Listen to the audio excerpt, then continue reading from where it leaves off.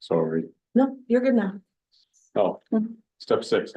Okay, we're back to our stream and we're talking about the downtown Bangor transportation and streetscape improvement study. Yep.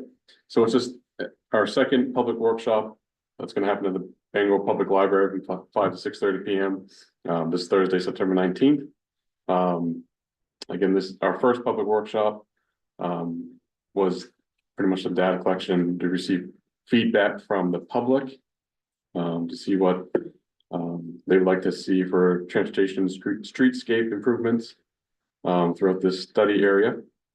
So the second workshop is to take those and review with the public and also show like preliminary recommendations of what they've come up with. They have some pretty exciting stuff.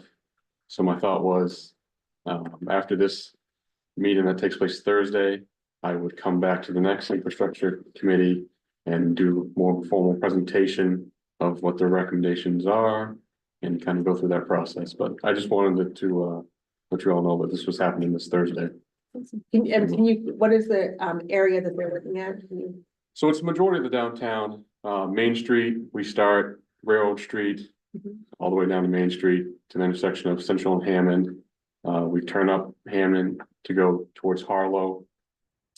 We come down Harlow towards middle, probably in front of City Hall.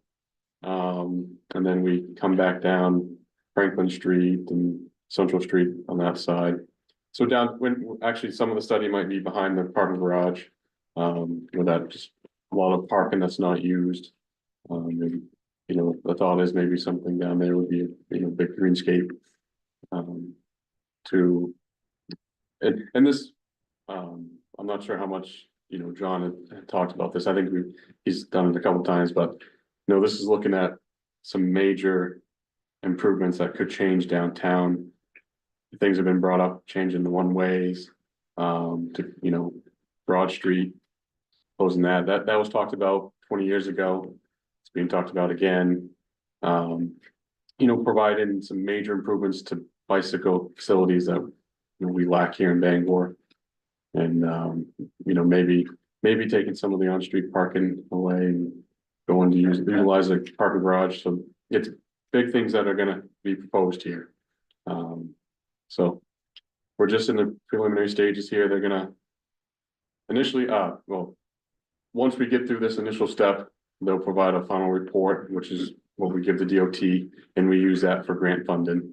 And we'll go from there. So it's pretty exciting, a big project, and hopefully we get the grant and can move on from there.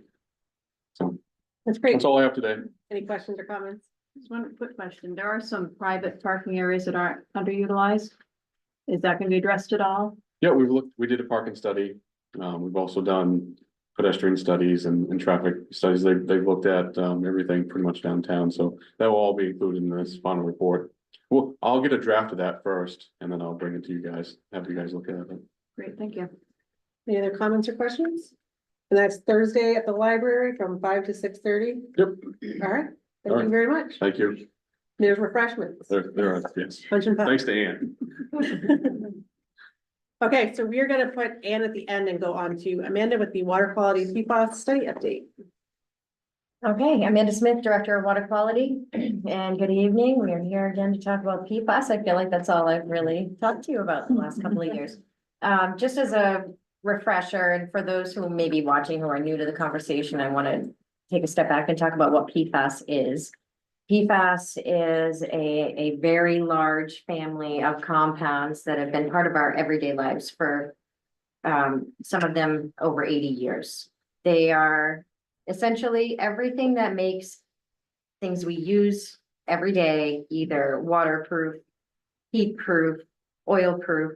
There are many, many things. And so naturally, anything that we are interacting with on a daily basis is going to become a topic of conversation at the wastewater treatment plant because all of it ends up in the sewer. Not all of it, but everything ends up in the sewer. So the topic of PFAS in an environmental regulatory manner has really been a new topic. It's important for me to point out that EPA has set standards and limitations on drinking water for the amounts of different kinds of PFAS that can be considered safe in drinking water, essentially zero. Limits have not been set for wastewater yet. At this point in time, it looks like they should be getting to that point by the end of 2024, where they'll have some criteria that's going to impact wastewater treatment plants. And in the meantime, Maine has been leading the way in a lot of aspects when it comes to PFAS. We've been ahead of the country in addressing biosolids and the PFAS levels in biosolids and how we dispose of biosolids. And we are looking at wastewater treatment effluent, the final discharge. Wastewater treatment plants were not designed to remove PFAS from wastewater. So a couple of years ago in 2022, the DEP had all of the municipal wastewater treatment plants in Maine do a 10-month sampling program. Their study also included many industrial users that also have wastewater treatment plants, so we're kind of all lumped together. And what they were looking at was what was coming out of the treatment plant, what levels of a variety of PFAS were coming out of the treatment plant. And because wastewater treatment plants don't create PFAS, we thought it was really important to also look at what was coming into the treatment plant. That was not part of DEP's study. So when we did that first round of sampling for 10 months at the treatment plant, we also sampled just what was coming in as a whole from our entire sewer system, so we could compare the results. DEP's study was over 100 different facilities that were tested. Bangor was fairly high. We were not the highest by any means. We were not the lowest, and that was expected because we know of a couple of PFAS sources that we have contributing to our sewer system. We know that landfills have PFAS in them from years of use of all of the products that we know and love and then discard in landfills. And the Pine Tree landfill in Hamden does discharge its leachate to our treatment facility in order to be cleaned before it is discharged. So we knew that there was going to be PFAS because of that. We also, it was easy to make an assumption that there was going to be PFAS entering the sewer system from around the old Dow Air Force Base, because PFAS is very, very prevalent in firefighting foams. And firefighting foams were required, and training was done with these firefighting foams for years over that Dow Air Force Base area. There may be other contributing factors. There's always at least a low level coming in just from household sewer because of the products that we use on a daily basis. There may be some other commercial or industrial dischargers, but what we found was we really needed to identify those. DEP came to the city and offered us to volunteer for a second phase of that study where we would start to branch out. So our sewer system is kind of like a tree, and the treatment plant would be down at the bottom. So we started to branch out and just see where we were catching higher levels of PFAS and try to chase them up the branches. Bangor has a very large sewer system. There's over 150 miles. That phase of the study had a limited amount of funding through, the state had some ARPA funding that allowed them to do this voluntary study. And we didn't get terribly far before those funds ran out, and we can no longer finish looking for the PFAS through the DEP study. So the city then decided that it was time to fund this study to get to that end result. PFAS sampling is very technical. We're looking for very minuscule, minute amounts in parts per trillion. It's very easily contaminated because when you're out there sampling, we're all sitting here with PFAS on us in one form or another right now. It's also very expensive, and there are very few labs that do it. So it took some time, but we've gotten to the end of that third phase where we started getting to the tips of the branches of the tree. And what we found was exactly what we expected to find. We have our highest levels of PFAS coming in from the Pine Tree landfill leachate and then up around that Dow Air Force Base area where it's coming in from the groundwater, where there were firefighting foam training facilities. And so we are not currently, we have no regulations. The federal government hasn't gotten that far. We are getting ahead of the federal government in the study that we've done. We want to be prepared so that when those regulations inevitably do come down from the federal government, we expect within the next year or so, DEP will then adopt those regulations, Maine DEP. And then we will have to monitor and treat for PFAS at the wastewater treatment plant. There is no technology that's currently available that could be implemented on a scale that would be needed in a municipal wastewater treatment plant for essentially every treatment plant across the country.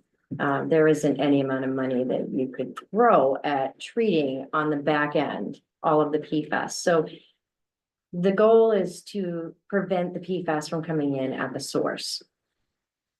That will mean if there was a manufacturer that's using PFAS in manufacturing and they're discharging to a treatment plant, they would have to treat before they discharge. Pine Tree Landfill would be an example of that. So as soon as Bangor was regulated for PFAS, Pine Tree Landfill is currently a permitted discharger, meaning we already sample them and have limits on them as far as what they can send us. So that would be an easier solution when it comes to the city, because we could go to Pine Tree Landfill and say, here's your new limit for PFAS. You cannot discharge us more than this amount. And then it would be up to them to implement some kind of treatment system before they send it to us.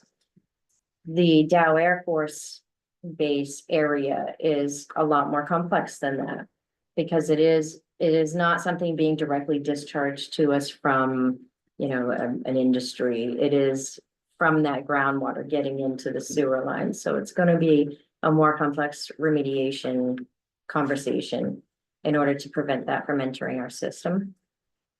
We have Colonel Byron Newell from the Maine Air National Guard and Master Sergeant Andrew Sinclair here to talk to you about some of the research that they're doing.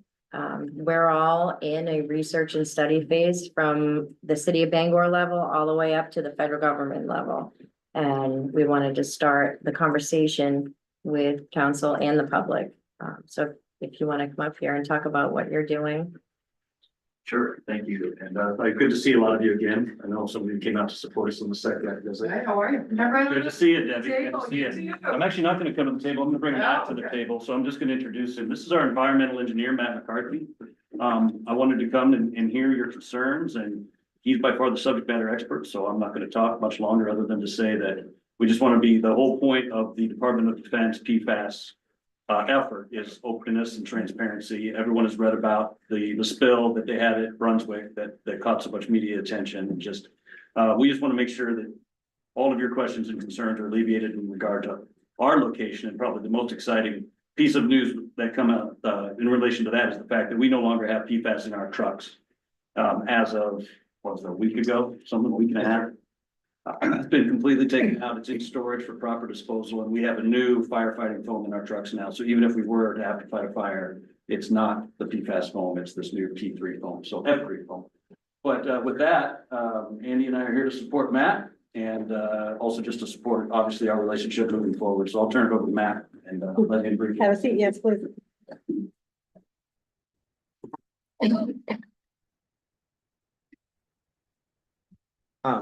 So thank you very much for giving us the opportunity to be able to address you and bring up a couple items. Want to talk about our community involvement plan as well as the PFAS thing. First, want to thank you for your commitment to our community. The Air Force core values, one of our core values is service before self. So very much honor and thank you for your service to our community. So the Bangor Air National Guard Base is in the process of developing an environmentally focused community involvement plan. As a real necessary first step, in developing that plan, we've started a outreach survey. As you're aware, soliciting feedback from the community so that we know, what the most effective ways to communicate with the community are going to be. If it's going to be through sending out mail updates, if it's going to be by sending out emails, if it's going to be having community meetings where people are invited. Very much would appreciate you to consider completing the survey yourselves and sharing it. The survey takes approximately 5 to 7 minutes to complete. And is about like 26 questions. It can be found, I think we provided you directly with a link to it. It's also on our Facebook page and on our website. Before I move into like discussion on the PFAS topic, do you have questions about the community involvement plan or the survey? Which website would people find that on? You can go to the 101st Era Fueling Wing Facebook page. Great. And it's right there. If you go and if you was to Google 101 ARW for Era Fueling Wing, that's our public website, and there's a link to our survey right there as well. Thank you. You're welcome. You're welcome.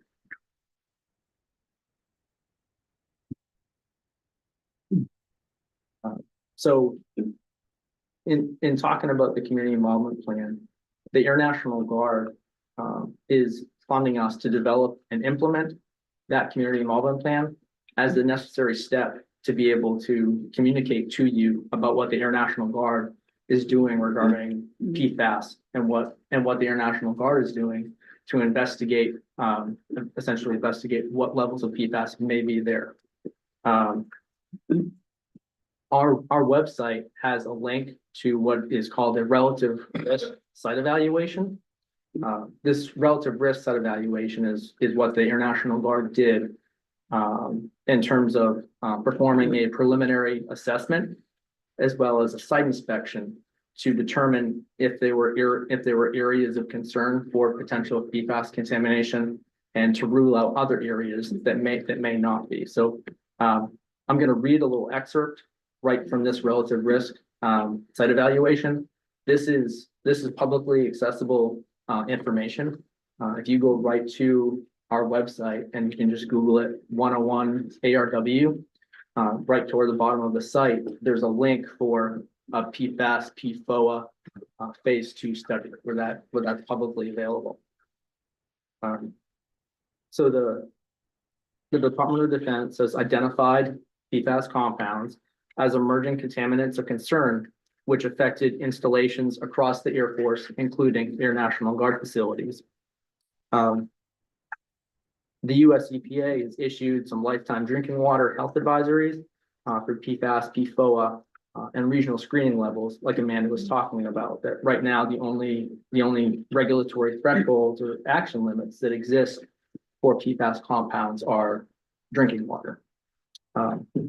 The Air Force has systematically evaluated potential AFFF releases, and AFFF is the aqueous film forming foam. It's the foam that's used. And I want to stress that, that while we had this AFFF that just got switched out like a week or two ago, that was only used in an event of a real world emergency.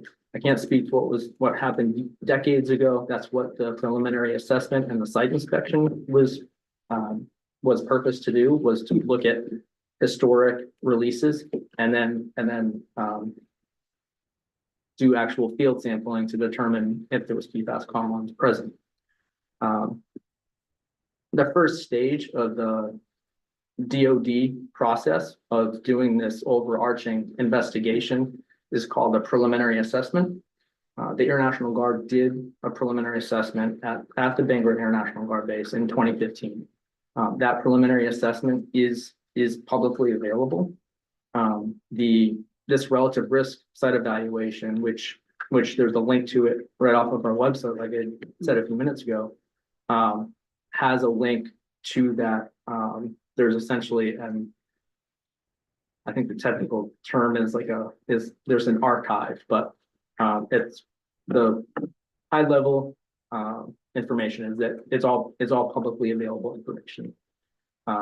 So the preliminary assessment was done, which included interviews with first responders, fire chiefs, personnel that worked around hangars to determine where releases or spills could have occurred. And then once that preliminary assessment, all the information was gathered and was reviewed, it then began and moved to what's called a site inspection.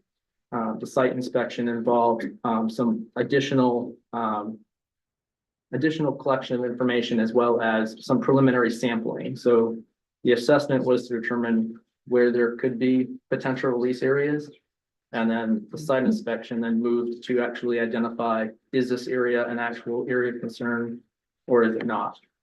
So they went through and did a site inspection in 2018. And that site inspection we just closed last year. So the site inspection as well as the preliminary assessment have been closed and all that information is publicly available. The Air National Guard is at the point right now where they're doing what's called a remedial investigation. The remedial investigation is the purpose to determine where action is needed and to identify what technologies are possible should they be needed for cleanup actions. So as Colonel New mentioned in the email that he sent to you, this remedial investigation that's happening, they're literally taking samples right now, is an extensive process. The preliminary assessment and site inspection that happened in 2015, 2018 was just closed and wrapped up in 2023.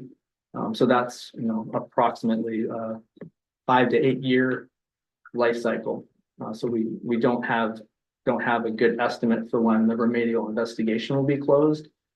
To an extent, like the Air National Guard as an organization is doing the remedial investigation. So I'm more or less kind of a coordinator and someone to help communicate between the community and the Air National Guard. And so that's why we wanted to come here to explain what we are doing and to be able to open up lines of communication so that as we continue down this process, that we're being transparent and letting you know, and that if you, however much you want to be involved, we're going to give you avenues to be involved.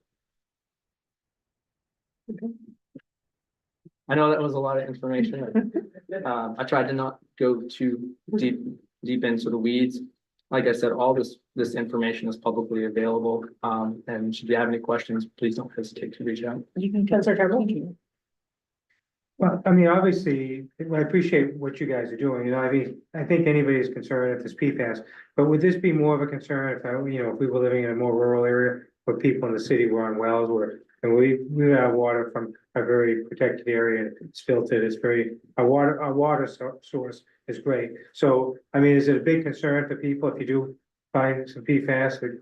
So Councilor, I think you hit the nail on the head that out of the site inspection that was done in 2018, I believe there was no evidence of health impacts for drinking water. And I think part of that reason and that logic is that there's no drinking water wells within a certain radius of the base and where the potential contamination exists. Yeah, and in that regard, our community is a lot more fortunate than many communities who are investigating areas like this that are in proximity of drinking water wells. I've talked to some of my counterparts, at least one specifically at another base where the actual base drinking water comes from a well at the base. And so they had to install a drinking water system, I don't know exactly, can't give you a quote statement in terms of like how much it costs, but we're talking on the order of, like $2 million or more per pound of PFAS removal. That's just publicly available information I found on the internet. So there are treatment technologies available for PFAS compounds, but because of the properties, those properties that we love so much, about them, if they're non-stick, like, it also makes them very difficult and expensive to treat. Any other questions, Counselor Dean? The studies, have they been just mostly for humans, or have we done any studies regarding wildlife around these areas? So, the studies have been focused on, purely just on the levels. As part of, the Air National Guard programs, we occasionally have, like wildlife studies to see if there are different types of endangered species or different types of endangered plants on the installation, as part of our NEPA programs. But that was, as I understand it, purely looking at, what levels of contamination could be there. And DEP does have data on their website as well. They've done, fish tissue samples there. We've seen a lot in the media about the deer in certain areas of the state that are impacted by PFAS. That's another thing that Bangor has going for it is, much of that area is fenced off, and because of the runway, a lot of the wildlife is kept out. But DEP has been doing a lot of wildlife PFAS investigations throughout the state. Counselor Fish, and then you had a comment. Just a real quick comment, if. So after Counselor Fish, I'll have you speak, but then when you do, you can come to the microphone and get you Okay. for our screen. Thank you.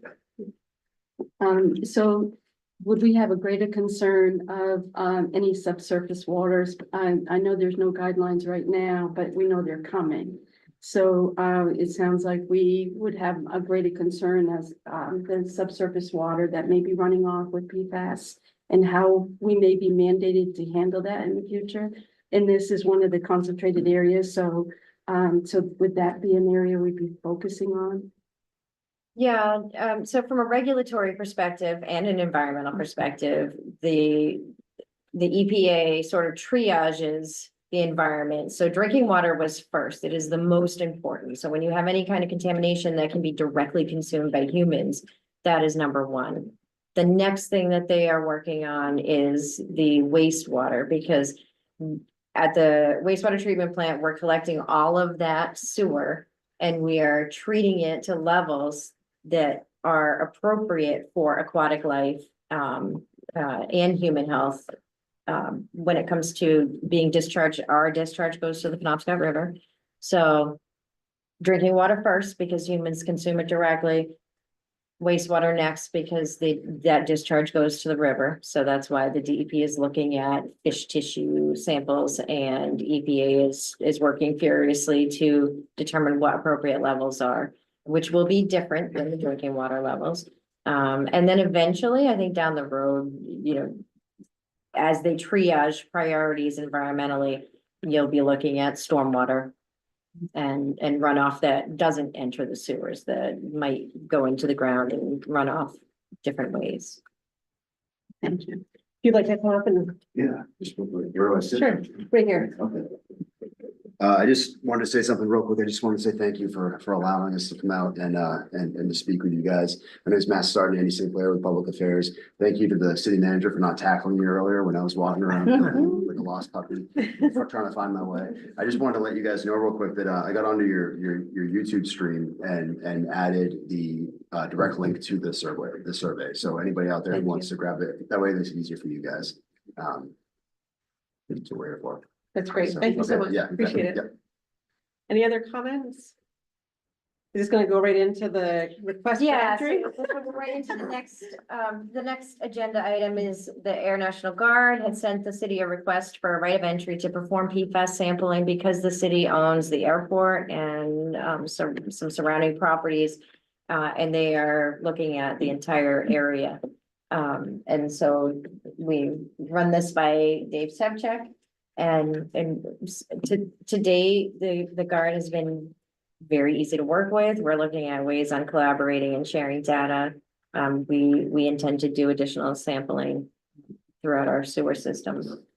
And there's So, an agreement to collaborate with respect to the results Yeah. and share the results. And so, Do we need a motion on this? well, we need to know whether you recommend it Okay. to the council. It'll be on that next council agenda Okay. if you recommend. So I would entertain a motion. So moved. Second. Motion and a second. Any questions or comments? Seems like it makes sense. We let them on the runway anyway, right? That sounds good. That will be on the next council agenda. Thank you very much. Thank you. And then the last item for you, Amanda, is the, oh no, sorry, biosolids and then sewer abatements. Yeah, I just wanted to give a quick update on the biosolids disposal, our biosolids disposal contract. Currently with the Casella Organics is going to expire on October 1st. I'm actually looking in the next few days, I should be receiving a 30-day extension to give a little bit more time. As we've talked about before, there's a very limited availability for biosolids disposal since the state passed LD 1911 with the biosolids land application prohibition. We can no longer have our biosolids sent for composting. It has to be landfilled. Because of the levels in Bangor's biosolids. Biosolids, for those at home or watching, are the solid component of the sewer that is removed during treatment, and that needs to be disposed of.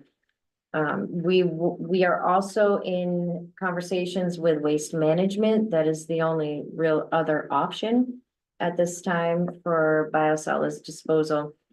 That they operate the landfill in Norwich Walk. They are in the process of building a drying facility that will make it easier to landfill biosolids and have plans to ultimately also install a PFAS treatment at their landfill. In talking with them over the last couple of months with both entities, it looks like Waste Management won't have that online until at the earliest, the end of 2025. And the prices that I've gotten so far look about equal, with the exception of transportation not being included to Norwich Walk, which is a significant, I anticipate a significant additional charge. So at the moment, it looks like we will be continuing to negotiate with Casella for that contract. And I will, next time that I'm here, I'll probably have the contract for you to review. Any comments or questions? Okay, and then sewer abatements. And sewer, for sewer abatements, we just have one abatement that we recommend be approved by the infrastructure committee at the department level. We have a $3,000 maximum that we approve at the department level. Sewer abatements are for unintended use of sewer. Oftentimes it is a leaking toilet or a broken water line in somebody's home, and it causes them to have high usage. Our sewer bills are based off of drinking water meter readings from the water district. And in this case, we have a large property that had a high water usage. It was well outside of their average usage. They investigated and found toilets in need of repair. Toilets are the biggest culprit. So when those flapper valves stop working, it's easy to not know that water is just going down the drain. They thought that they had it under control. It's billed every 3 months, so these things take time to investigate. Their next bill showed that it was not back to average use. They had some significant expenditures, which they provided us backup documentation for. And we recommend that this abatement get approved. Their last reading, it was back down to average levels. So we can assume that the problem was corrected. Comments or questions? I just want to know what the toilets were that they had, and if I have one, I need to be worried about it, because that is like, it's like they all went at the same time, which maybe it's the age of the development or. It could be, sometimes it's whatever the water quality is there. If it's the hardness issue, a lot of times the hardness from the water will accumulate on those rubber flapper valves. And so it's not necessarily your model of toilet. It's close to the water district right across the street, right? but the water source is far away. If you ever, anyone at home ever wants to check, it's really easy. Put some food coloring in the tank of your toilet and just wait to see if you see some of that food coloring get down in the bowl Without without flushing. flushing. That's, and that that is, will that was show you my it's next step, like, how would I know that this was even happening? Best way to do it. I'm gonna do that and freak out my husband. Hopefully not. All right. I would entertain a motion. Second. Why is it green? Yeah. Have a motion, a second? No further comments or questions? Thank you. That motion is passage. And our last is Anne Creed for the Downtown Bangor Transportation and Streetscape Improvement Study. Oh, was that? first. Oh, that was him. So it was just under your name? That's why I was so confused. Oh, that's what I said. Okay, never mind. So that is it. With that, we are adjourned.